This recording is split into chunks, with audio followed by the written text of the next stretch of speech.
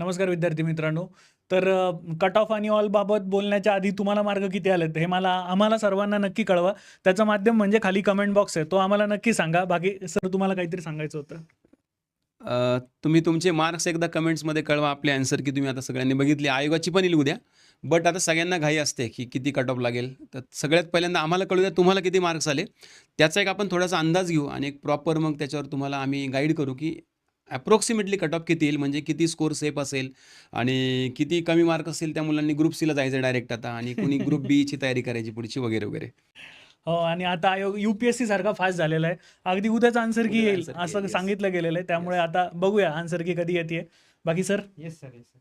आणि विद्यार्थी मित्रांनो, जर तुमच्या ग्रुपमध्ये काही लोकांचा स्कोअर 65-70 जरी जात असेल तर घाबरू नका. मी मागच्या वेळेस पण म्हटलं, कट ऑफ हा मासेसवर येतो, क्लासेसवर येत नाही.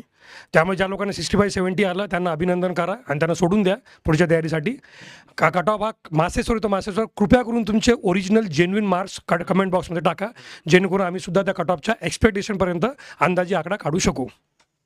येस सर, नक्कीच सर्व विद्यार्थ्यांनी कमेंटमध्ये उत्तर देतील अशी अपेक्षा आहे आणि आम्ही इथे थांबतो आणि कट ऑफची नक्की या संदर्भात आपण प्रयत्न करूया की किती लागेल यावर जवळ जाण्याचा. धन्यवाद सर्वांना.